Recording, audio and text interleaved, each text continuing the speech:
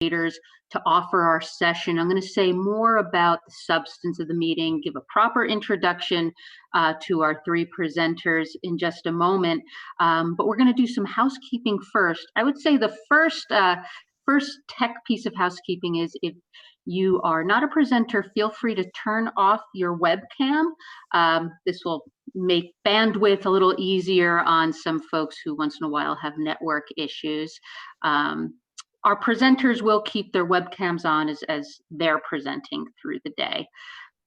So I think before we get into formal introductions and the substance of today's session, Vicki, our order of business will be technology, housekeeping, introductions, and to the presentation. So Vicki Swindell, our technical support associate, will walk us through some good housekeeping.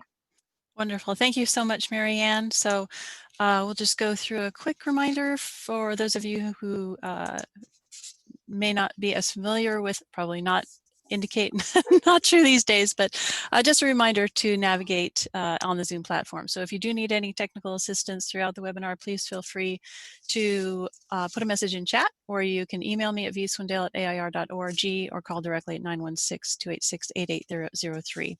Chat will actually be the best.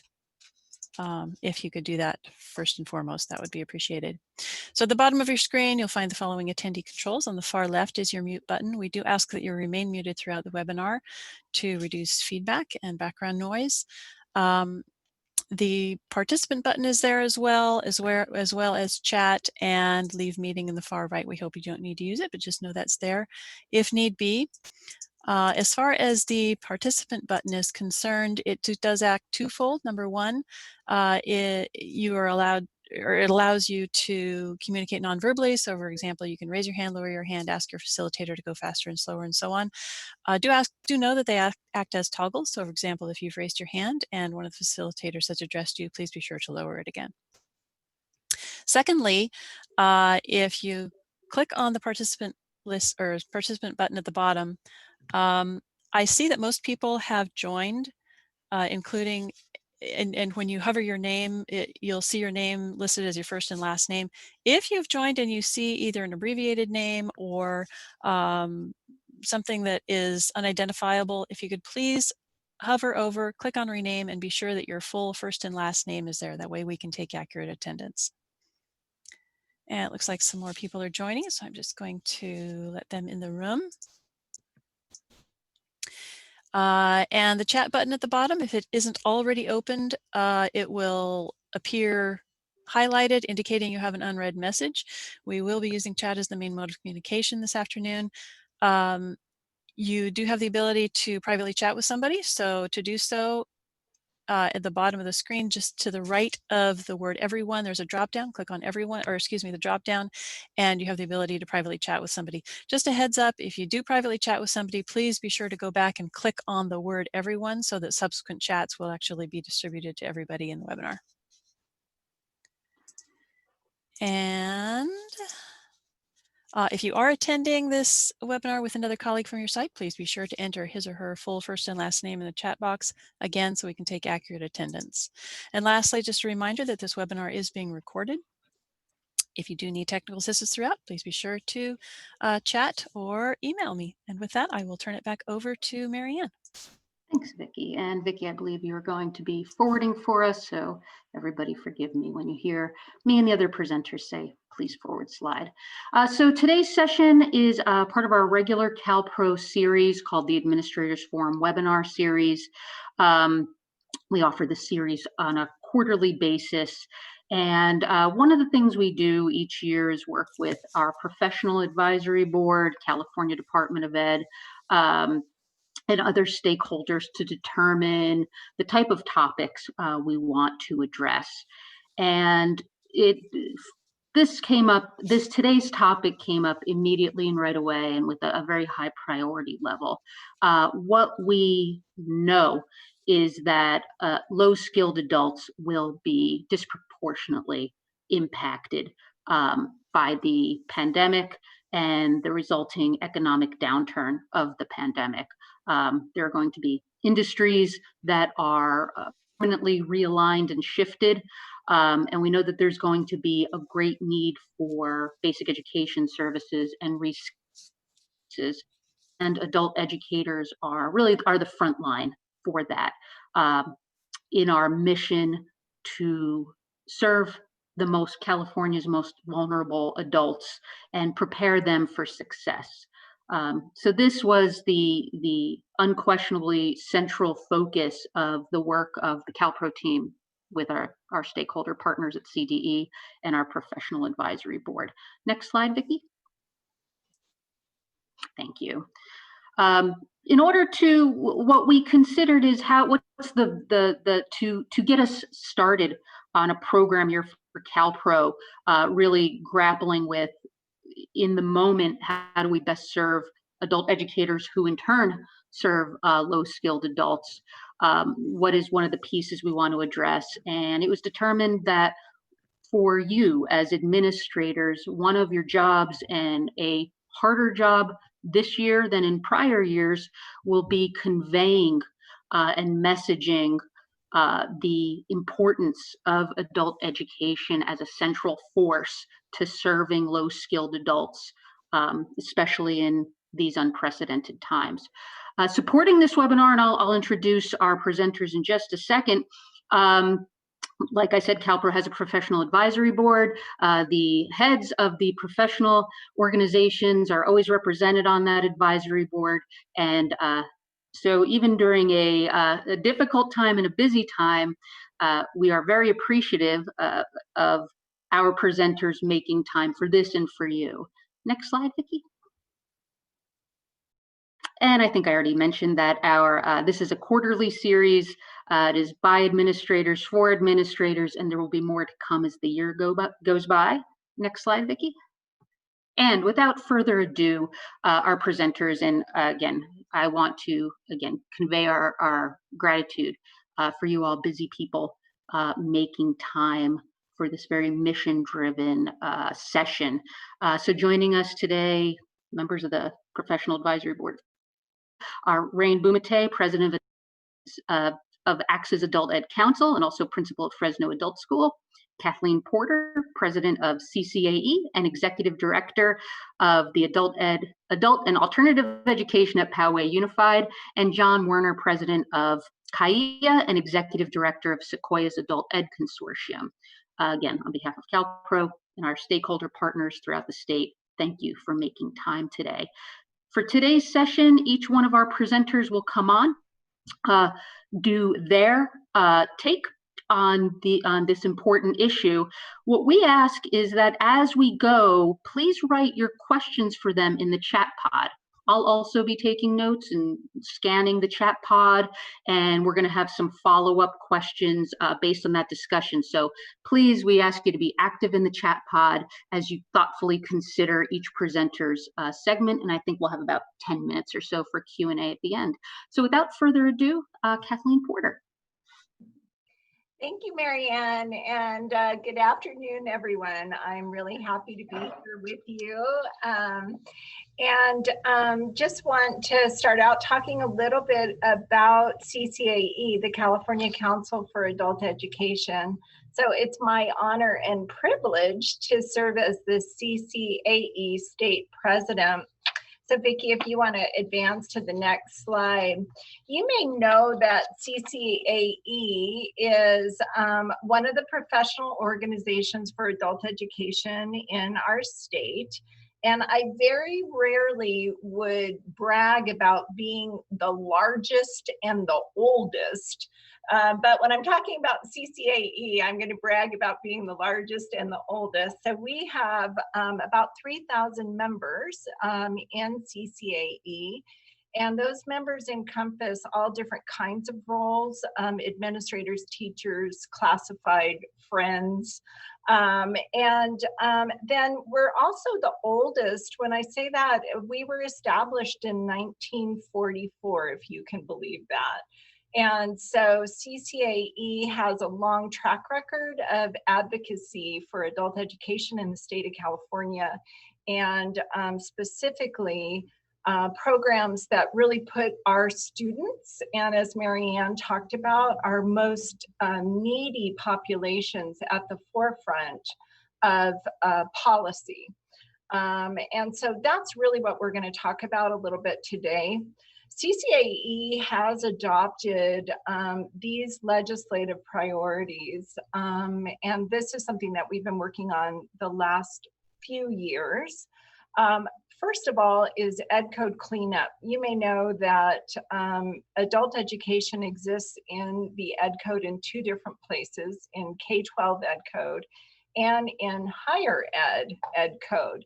And so we've had a team of people working on just updating the language for adult education to make it make sense in this environment. Because since adult education has been around for longer than 150 years, the Ed Code really hadn't kept pace with that, and particularly when the California Adult Education Program came into being, we noticed that there were a lot of different parts of Ed Code that really were no longer relevant. Some things just needed to be updated. So we've spent a lot of time, and we've got meetings this week with legislators, with Department of Finance to talk about that. And so what we're bringing forward is what we're calling a large adult education omnibus bill. We're also working on funding, and when you hear funding, I think usually we hear about more funding and the need for additional funding. But right now we're not thinking about asking for more money because of the environment. What we're talking about are two different pieces under funding. One is the timing of funding. If you're a K-12 adult school, you've probably noticed that the past 2 years and this year again, our funding is delayed. Last year, some of us didn't receive funding until January or February of the year. And so the timing of receiving our funding is one of the pieces that we're working on. The other piece that we're working on around funding is carryover reform. And so really just putting some guidelines around the amount of carryover that we're seeing in some different consortia across the state. What we're seeing is that there are some consortia that have not fully expended their funding, while others have fully expended their amounts. And so is there a way for us to put some guidelines around that? The final thing that we're really working on is coalition building. So we talk about our adult education voice, and I'm going to talk about using your leadership voice. And what we've discovered is that I think the words that we say resonate with people. I think people believe in adult education in the state. But we're looking at coalition building because we really want our voice to be louder and stronger. So the words we're saying, the messages we're sending are the right messages, but we just need a little more oomph behind those messages in order to make sense. So some of the strategic alliances that we've started to build and have continued to build are around our teacher associations, so CTA and CFT, the three professional organizations that you see here, and with CCAE, we're also including COABE. We have community college coalitions or professional organizations that we've joined up with, including the EDGE Coalition, the ACE organization, CCCAOE. And so all of those efforts are really helping us amplify the voice that we're trying to, amplify the messages that we're trying to send. So Vicki, if you could move on to the next slide. So one of the things that we think about is who are the audiences for the advocacy work that we engage in. And so obviously our district leaders, our school board members, business and community members, regional leaders, and legislators. So when I talk about regional leaders, I'm really thinking of people in your community that might be involved in either the Strong Workforce program, they might be involved in your Workforce Development Board, they might be involved in economic development councils in your region. All of those kinds of folks, in addition to just regular business and community leaders. So Vicki, if you advance to the next slide, what we're thinking about is how do we customize the message that we have for not only the right audience, but also for the right time. So when we think about how we want to message adult education, we're really talking about it as a key part of workforce development. And when we think about right now, this time, how is adult education an effective tool to combat COVID-19 and the resulting economic downturn? So we know that COVID-19 has had a sectoral impact, so meaning that certain industry sectors have been hit harder by COVID-19 than others. And we know that those industry sectors typically employ people that are less skilled. And so when we start to think about how this sectoral impact has come about and what can adult ed do to turn things around and get folks back to work with retraining programs. So that's one of the key messages right now that I think is really critical for us to address. The other thing that we're looking at is this idea of income inequality. So if you talk to your legislators right now, you'll probably hear a lot of concern about the shrinking middle class.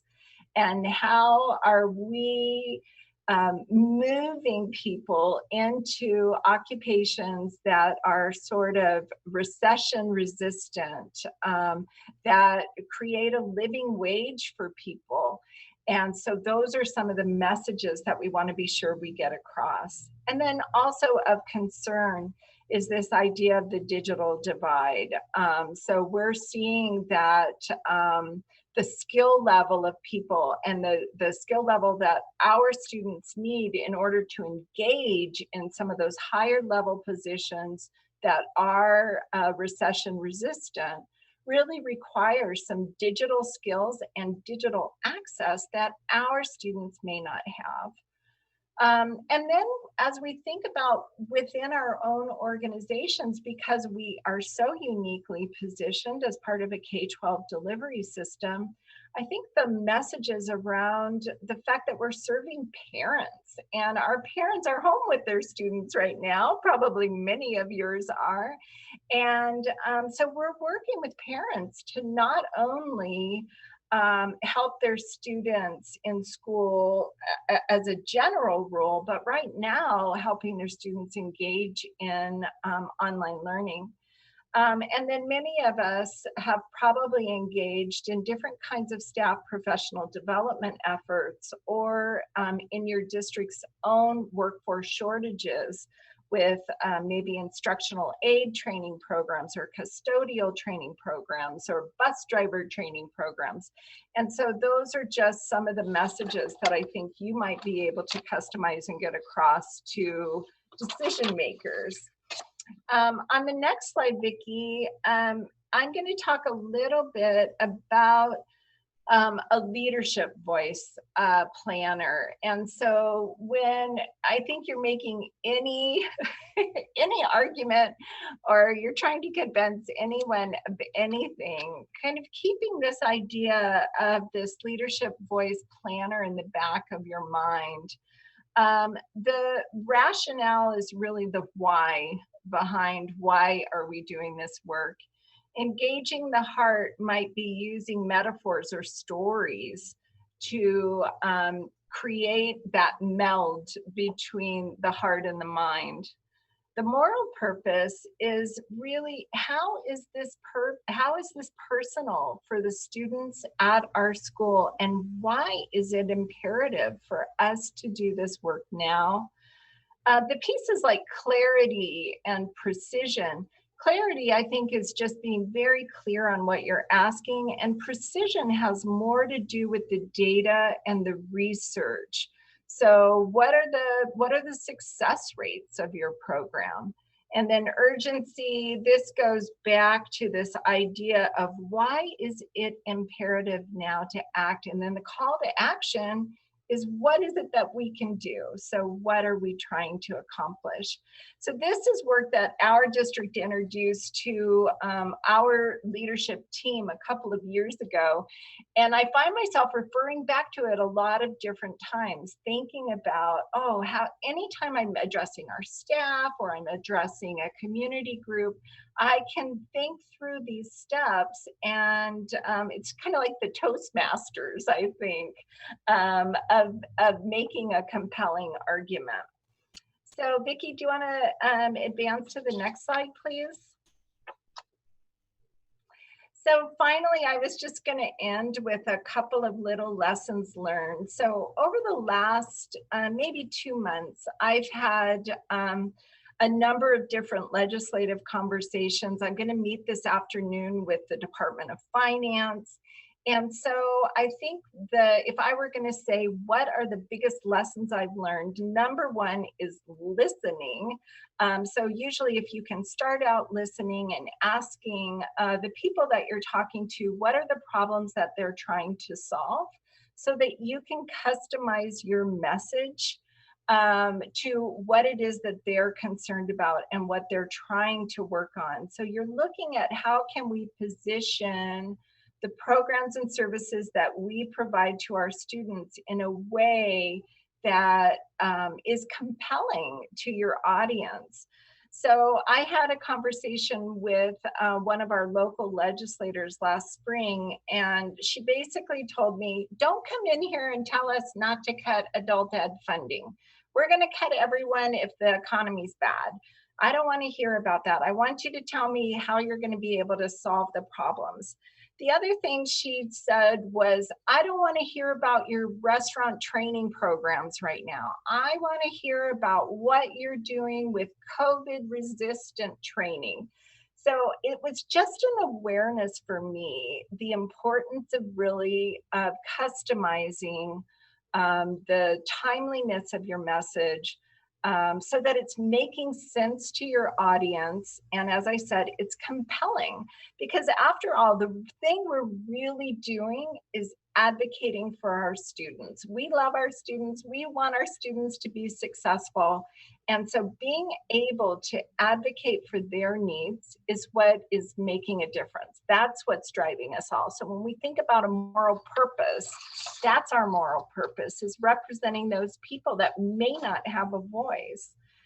And finally, I think my last slide is just, if you want more information about CCAE, we have our website. I would just encourage you to get involved. And I see a lot of you have already gotten involved in CCAE, so I'm happy to be here. Thank you. That's my stuff.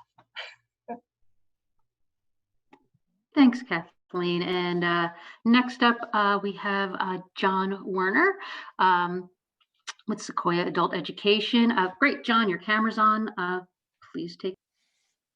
Yeah, thank you. And thank you, Kathleen. You know, I always enjoy listening to your presentations. The advice and guidance that you provide is always just spot on. It's just really good stuff to listen to and to take to heart.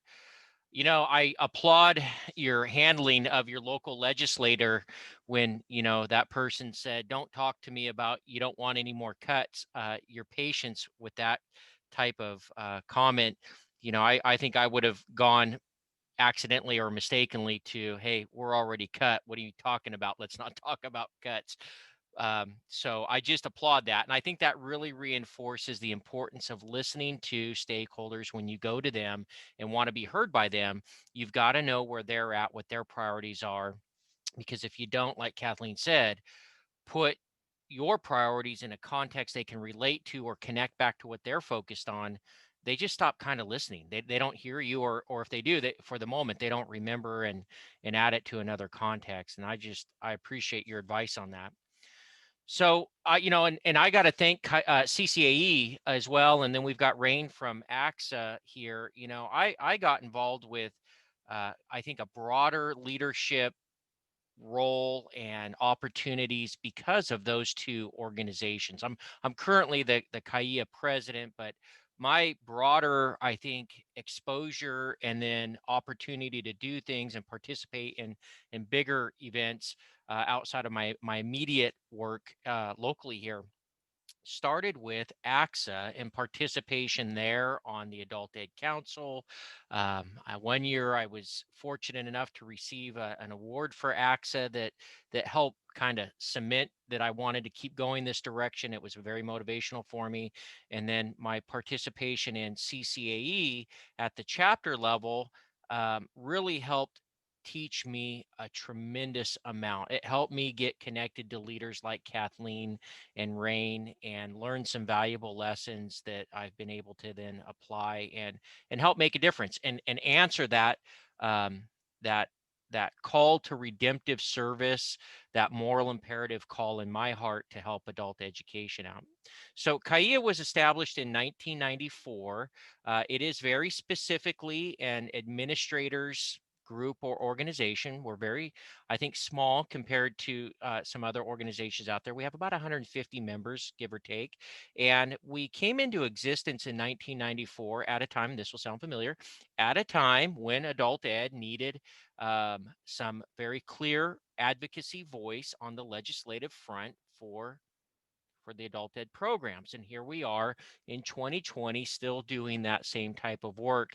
And I would like to think, I know that we've gotten very sophisticated now in how we accomplish that work and in some of the partnerships that we've developed.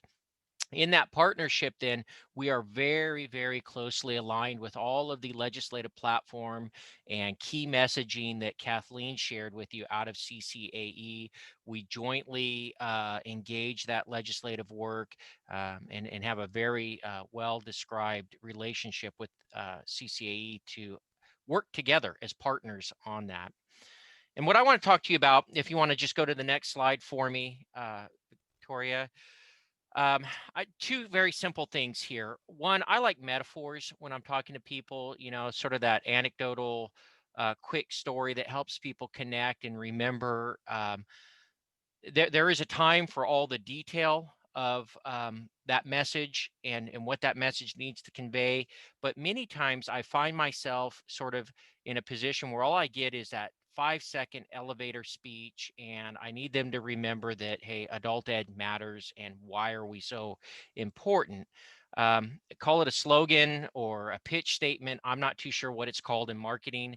I just know that I find myself falling back on a quick something I can say that helps people relate and then connect. Then that oftentimes opens the door for a deeper, further exploration into exactly what that message has to convey. Recently, in light of a pandemic, I'm using this, adult education is to an economic recovery what an ICU or emergency room is to a pandemic. We are frontline. I think Kathleen said this. We are frontline with key target populations when it comes to economic recovery. And we're watching our economy do this weird stuff right now. And our populations that we serve stand, as usual, the greatest risk of loss. So, everybody knows why this sort of slogan or tag statement. Everybody knows where the hospital is.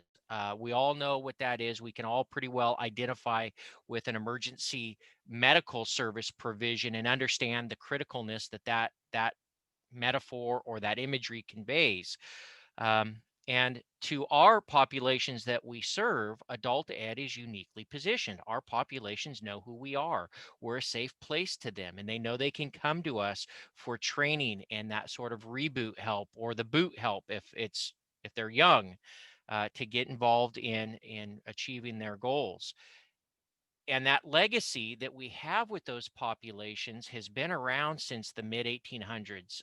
Kathleen talked about CCAE being around since 1944. Adult Ed's existed in California since I'm going to get the exact year wrong, but Bob Harper out there will correct me. I think 1867, the basement of St. Mary's Church and ESL provision. So we have a long history in California of being the go-to strategy, if you will, or program in California for our adult populations. We are different than an ICU in one way. In many hospitals, not all of them, but many hospitals, that room will be a collection of just kind of single point experts. Not all. A lot of our better hospitals, they bring in the team of experts to help their patients, but many still operate on sort of that old model where you've got sort of a one-trick pony, if you will, single point area of expertise in that medical front. Whereas when someone comes to our adult school, we have diversity in program area, diversity in expertise. And if we don't have the capacity in-house in our adult school to serve that population during their economic recovery, we have friends in the neighborhood that we can quickly refer people out to for, I'm thinking like supportive services and that sort of thing. So we're not a one-trick pony at our adult schools either. We're a hub in our communities that serves the people who need us.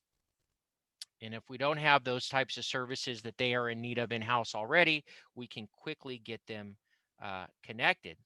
So in this messaging, when you start to land on this slogan or tag message, there's some important considerations in this and who we're talking to. They've got to be able to relate to it. It's got to be connectable to them. It's got to be a metaphor that they can understand. Metaphors can be dangerous and that people can't connect to them if it's totally outside of their wheelhouse. And the other thing that I add to this, it's got to be consistent, simple, and clear, and something that sort of sticks with them, that catches with them. Again, a slogan like this is not the catch-all. It doesn't convey everything, but it helps people remember so that when they go into another context or setting, they remember, oh, wait, adult ed, this is going to connect back to them, and we've got to keep them in our thinking. So next couple slides, I like to have a sort of a framework of who do I go talk to? And this is a quick list, by the way. It is not extensive. Kathleen's already mentioned a few organizations that I forgot to put in these slides. ACE would be one of them, or the Edge Coalition, all these different groups. And I know that you out there have different groups within your own local community that you would add to this, or different interest stakeholders.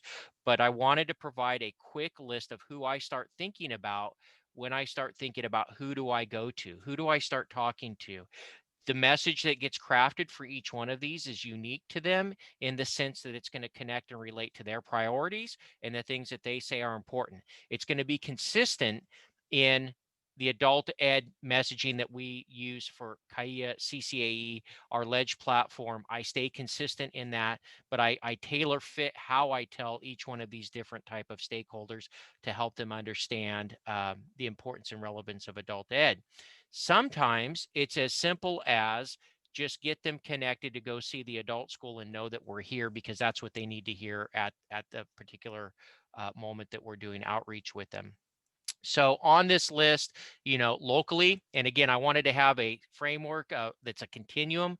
I know some folks are more comfortable just working at the local level. Some people want to stretch their boundaries a little bit and maybe start working at the super region, or maybe even at the state level. The first slide is pretty much, your more local sphere of influence. But it's important to keep all stakeholders involved. If you're branding a message or communicating a message on your site, I hope you guys all remember this. You've got to have key stakeholders from your staff and student population involved. My personal tip, I like to get the loudest positive voices on my campus involved, even if they're people who challenge me the hardest. I like them involved because they are cultural leaders on that campus. And when I say school culture leaders, that's who I mean. It's your loudest professionals on the campus that are working towards positive outcomes, even though they challenge you as a school leader sometimes. I say embrace those folks. You need to have your district well in tune. You know, I put the cabinet on here. That's going to include your superintendent. Your superintendent may not need to have your bell schedule memorized. I get it, but they need to be very familiar with the positive or the relevance of your program to your community, because you occupy a unique space within your district or community college district. And then I like to keep board members involved often, even simple visits out to the site. As a consortium director, I take school board members from one school district to other school districts too, to show them what other districts in the consortium are doing so that they could see it. We used to do a lot more site tours pre-COVID, but I think it's important that they're aware of what's going on within a consortium. In your community, you know, CBOs, that's your community-based organizations, those partners, those nonprofits that you work with, any public agencies. I very specifically work with economic development roles, like at a city office. My Visalia economic development manager is someone I'm on the phone with a lot, in a lot of meetings with. He presents at my consortium board meetings. He's going to present next Tuesday, as a matter of fact. So keeping those types of roles connected is very important. That way, when they're working on something that's going to, you know, impacting their world, they start to think about, okay, well, if they don't know how adult ed fits exactly, at least they're going to go ask the site principal or come back to me and say, how do we keep you guys connected on this work?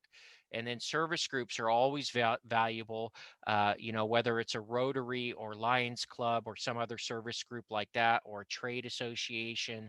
I think I lumped employers in here, but I think it's important to keep some of your obviously, if you're doing CTE, you've got to have employers, but I think every community's got major stakeholder employers that steer a lot of economic planning type stuff, or just community culture stuff that play an important role. I think having them involved, even if it's not directly to a CTE program, just being connected with them is important. And something I would put on this list now, if I was rewriting it, is don't forget, if you've got an important initiative, we do it. We include some of our private companies that serve us or help us implement adult ed, maybe a curriculum company. We keep them in the loop on critical things that we're doing at the state level and then locally too, just so they kind of know what we're up to. And I think they appreciate they feel like they have that inside track with us, which they do. But I think they appreciate knowing what our priorities are and what we're kind of focused on as a consortium, or even our individual school members. In all of this, I like to think of the audience, think of their priorities, think of how the message gets tailor fit to them, and how they can use the message and remember it when they go back and transfer it into other work that they're doing. You have to be careful, though. They can't keep all the details, you know, juggling them up with their own priorities. So I think tailoring the message so it's clear, simple, and memorable to them helps. If you want to advance to the next slide, it'll take us into some brainstorm ideas of, as you stretch broader, if you want to look beyond your immediate consortium district or your immediate region community, there are ways to connect to some of these broader stakeholders that we get involved with. Statewide organizations, state offices, state department, you know, the Department of Finance, some of these that Kathleen mentioned.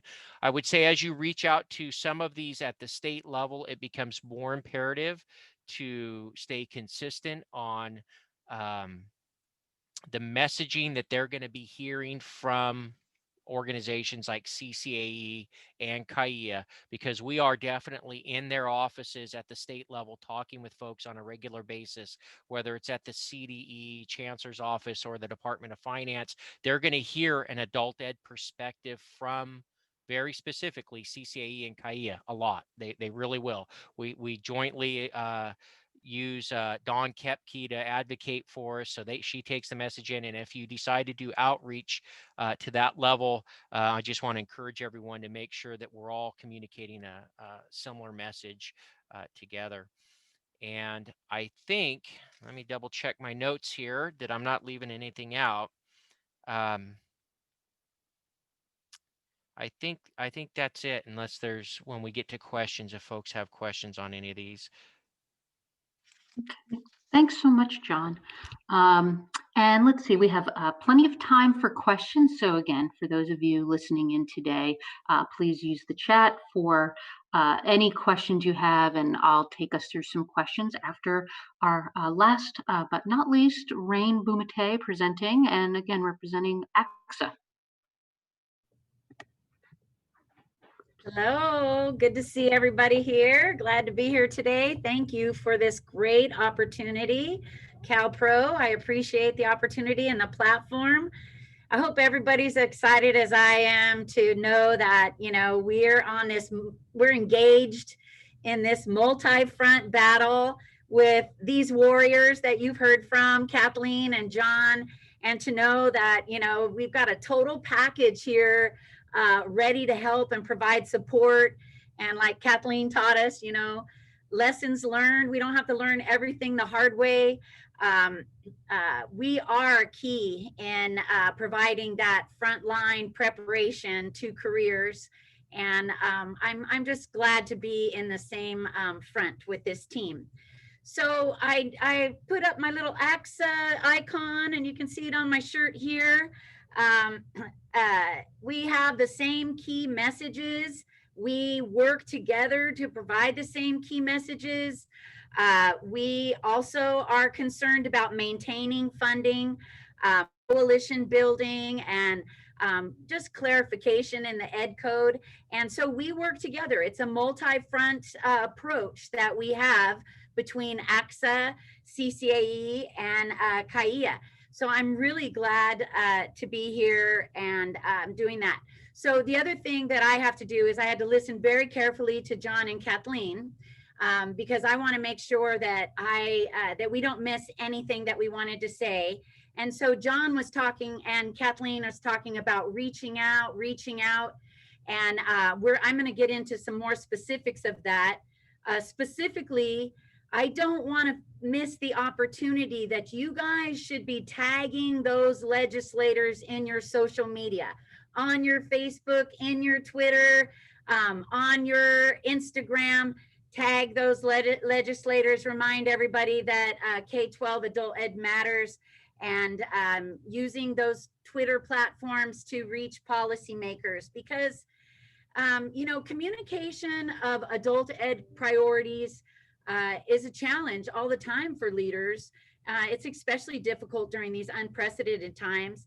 This is a stark contrast to the normal working environment where we have access to legislators and their staffs. It's frustrating, and it presents challenges to us, all this online, but we have to persist. So I say go for social media, raise your profile on Instagram, Twitter, Facebook, etc. Okay, tag those leaders. All right, let's move to the first slide. I'm gonna just really tag on with what John and Kathleen are leading with. We're going to talk about the importance of a clear mission, encompassing mission, to capture as many of those stakeholders as possible. I like what John said, putting your priorities into the context that the leaders can relate to. So looking at that mission and making sure they relate to this mission as well. We're gonna communicate the decisions behind our decisions, the whys, the stories, because that will help us build trust and cohesion. People want to know the whys behind your winning team out there. They want all the highlighted common values shared. We're going to highlight new programs. This is the time of incubation, innovation. We're going to highlight program developments in response to the challenging times. We're going to prove, we're going to demonstrate our flexibility. We're going to demonstrate how well we listen to the community and how we turned on a dime to serve them, continue to serve them. And then we're going to stay positive. There's so much negativity. It's so easy to jump on the board. This is hard. This is challenging. This is too much. We're not going to do that. We're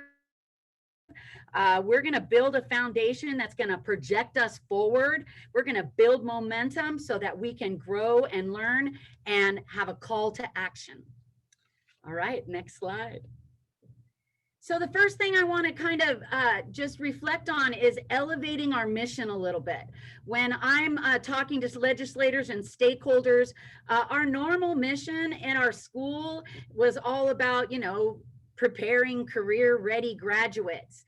In these times, I've been saying, like, we're here to impact poverty. We're going to impact the community in positive ways. The adult school helps impact poverty. We create jobs.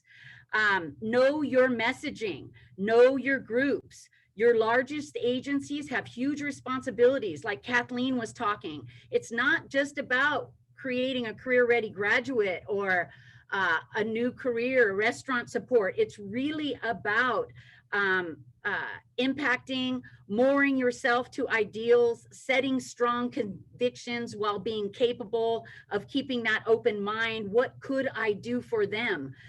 Conduct your actions and thoughts with that same purpose, always thinking, how could I serve this community better? This creates a stable environment where people, they have the courage to start innovating and moving towards success. It's where you create a workplace where people feel the freedom to fail if they know that it's all about innovation and serving.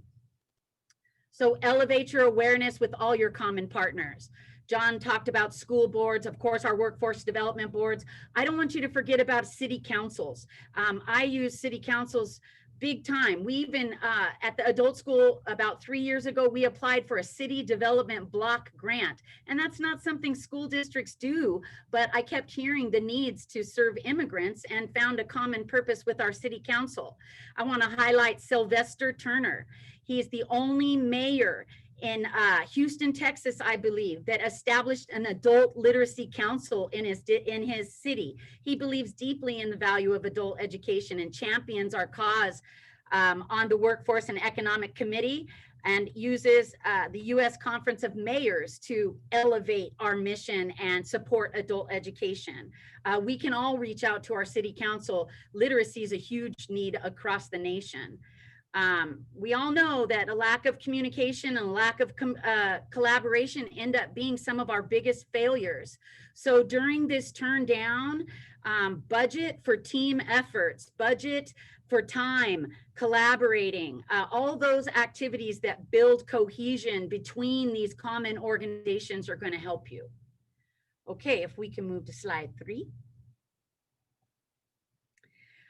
So adult education, John talked to us starting in 1867.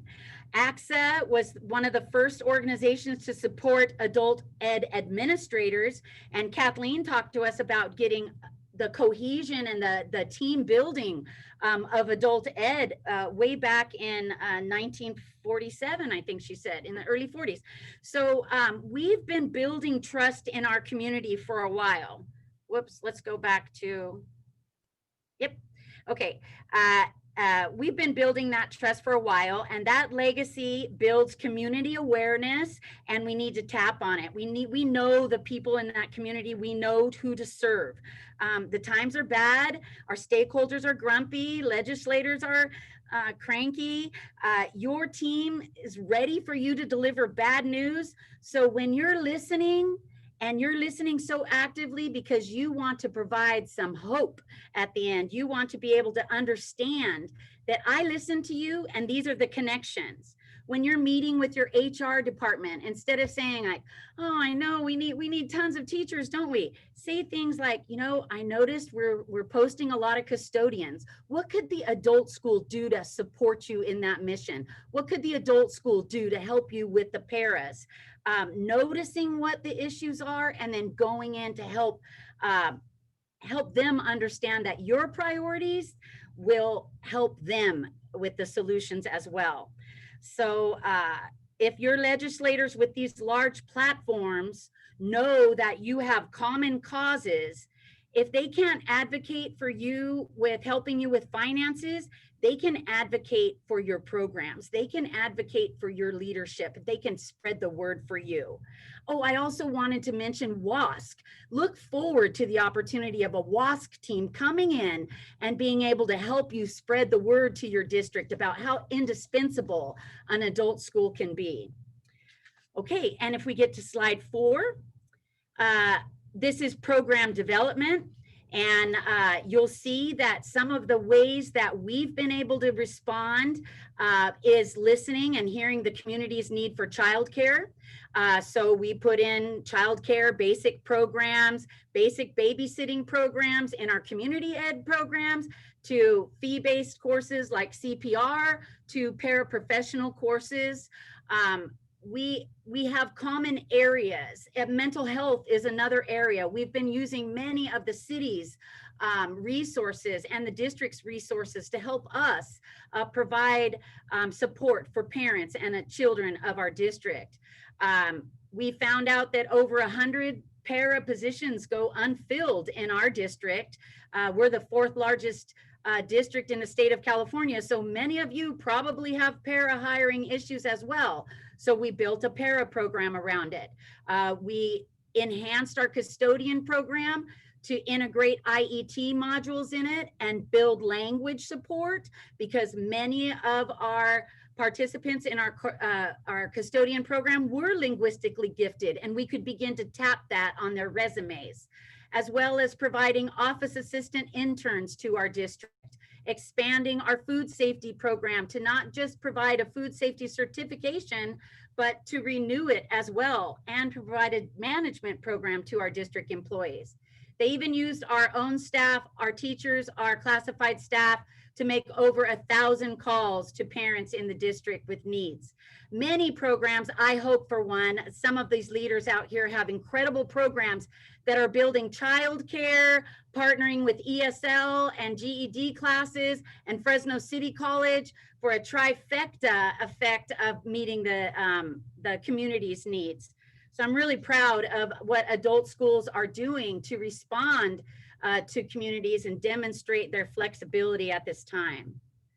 Okay, my last slide, I just want to bring a little bit of positivity into it, remind us that our skills, every one of you out there, what you're gifted at, if you didn't realize it yet, is bringing together stakeholders to make a collective impact on these most pressing issues, on these marginalized communities. You're doing it well. And one of the things we look at, just these adult educators, challenging times can be an incubator for innovation, says one of the teachers. I've learned more technology than I knew existed during this time. A person at our HR department said, I never even knew the adult school could do that for us. And one of our own administrators, we were celebrating, we called a failure wake in AXA last year, where you came as a leader and you celebrated what you learned from your failures. So we're going to extract every last drop of value from our failures.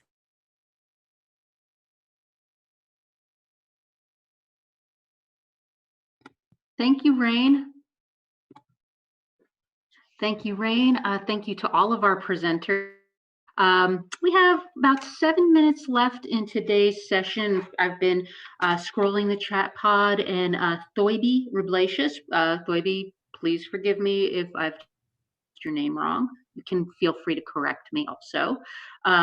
Wrote at the bottom of our chat a brief infographic fact sheet highlighting what we do best, and I'll take it that was in response to how to approach this in terms of tools that education professional might want to have at their disposal. So sort of assuming that's the frame of your comment, maybe I'll put a question to it for the group so they can weigh in on it.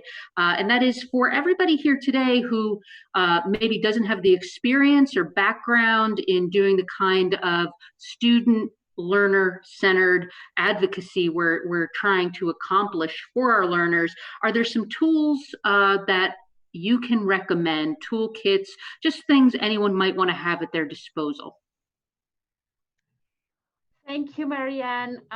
Yes, you got that right. This is Thoibe. Okay. My video was off centered, so I couldn't really see everybody, show everybody my face, but my picture's there.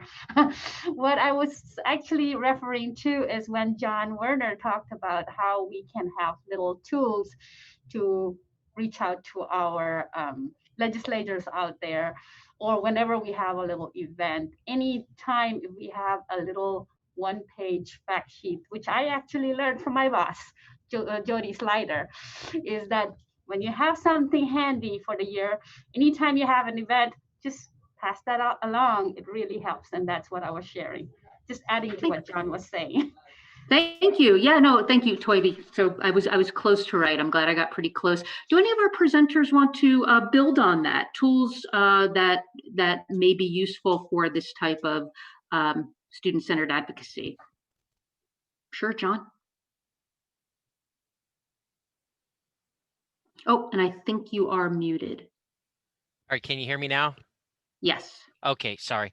I copied some links to the CCAE website actually, because Kathleen and her team have built a great, easy to navigate advocacy subpage that I go to all the time. And, you know, I would link that when we're in the middle of rebuilding our CAEAA webpage. So I think CCAE has got the model that even I would follow on my webpage, and go there, check it out. It's laid out nicely. It's easy to follow.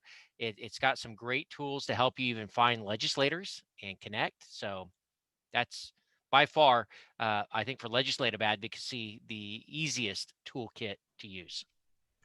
I was also going to call your attention to the COABE website. I put that link in the chat too. If you haven't been to the COABE website, you'll see that in their advocacy tools, and last week was the National Adult Ed and Family Literacy Advocacy Week. There's a particular drop-down menu where it talks about resources that you can leave behind with legislators. And you can also pull up state information. And so there's a handout that's a really good one with data around California adult education programs, and particularly the WIOA programs. So that's another helpful resource. Great. Thank you. Thank you both. We have 3 minutes, so I don't think we have time for other questions. Burr, I do see that you included a link to an infographic you and your program are working on. Thank you for submitting that. Looks like Rain, you mentioned OTAN resources. Our partners and colleagues at OTAN always have resources that are at all of our disposals. And I guess, Vicki, if you wouldn't mind forwarding to the next slide. Thank you. These types of themes that we've been discussing today, working with partners, communicating value, finding that moral center of those communications so they're truly effective, working with industry partners, district partners, your sort of internal and external partners are all themes that are addressed and built out through CalPRO's Leadership Institute. This year, the application is out for the Leadership Institute. It is due November 16th. That's the link to the application. So we hope some of you will join us if you haven't been a part of it before. The sessions are already scheduled. This year, we're in the Leadership Institute so that we offer the core institute with many of the educators that have presented today and beyond, even some of you who I think are on the webinar with us. And as a follow-up, by popular demand, we're going to offer coaching support through CalPRO. So it really becomes a 2-year institute should you so want to participate in that way. The first full year with sessions that are planned out, and then a second year of coaching support with our very own Kathleen Porter as one of our coaches. Shout out for Kathleen. So again, I want to thank everyone who presented today. Kathleen, John, Rain, you are busy people and you have time for us in service to learn fellow educators. The final coda in my thinking as we wrap up is that you know, adult ed, the equity is on everybody's mind, and it is really not possible to have a true equity agenda without thinking about low-skilled adults and the services for them and how we empower them to engage in and change society. So I would say in all of our shared focus on equity, I thought I heard that as a theme throughout the day, and I guess I wanted to make that explicit. So we hope to see all of you again soon. Face-to-face would be great. It will probably be just like this, though, for the next few months, unfortunately.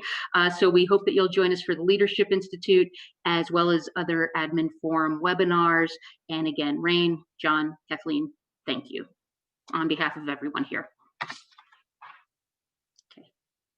Thank you, Vicki, and thank you, Vicki Swindell, for tech support. I think that there's an evaluation that you are going to feature now for everybody to do. Vicki can take that away too. Thank you. I will be following up with everybody in a follow-up email, and we'll include the evaluation there. Okay. Thanks, Vicki. Thanks again, everyone. Have a great day. All right, bye-bye.